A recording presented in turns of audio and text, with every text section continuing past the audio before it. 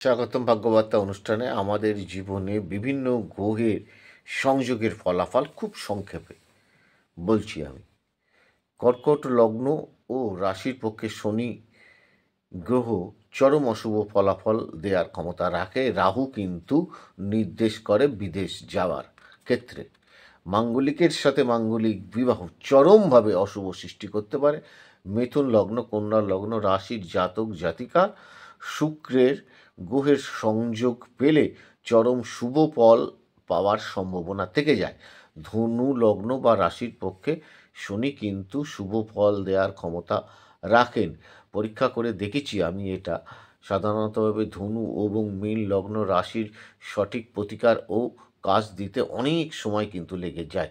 শনি রবির কিন্তু একটা অশুভ যোগ সৃষ্টি করে, যেটা মেরুদণ্ডের আমাদের সমস্যা এনে দিতে পারে। দ্বাদশ ভাবটা কিন্তু আমাদের জীবনে হসপিটালাইজড বোঝায়। পঞ্চমপতি গ্রহ শুভ হলে এবং প্রণয় হওয়ার সম্ভাবনা থেকে যায়। গোপন প্রণয় দশা অন্তর্দশায় ষষ্ঠ ও অষ্টম হলে চরম অশুভ ফল দিতে পারে। দিগ্বল প্রাপ্ত গ্রহ নিজ অন্তর্দশায় শুভ ফল দেওয়ার ক্ষমতা রাখে আর কি।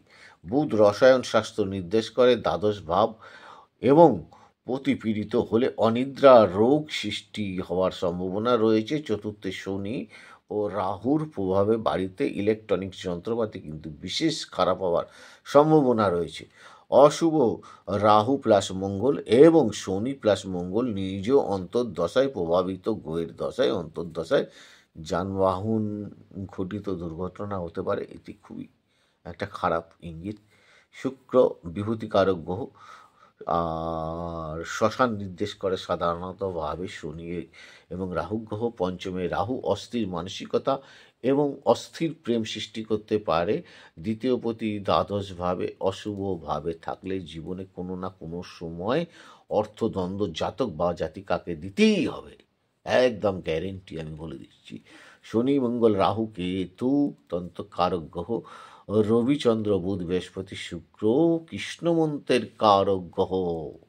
এদিকে তন্ত্রকারক মানে তন্ত্রের বীজ আলাদা, কৃষ্ণমন্ত্র বৈদিক বীজ আলাদা, বৈদিক পূজা পদ্ধতি আলাদা, তন্ত্রের পূজা পদ্ধতি আলাদা অনেকটা।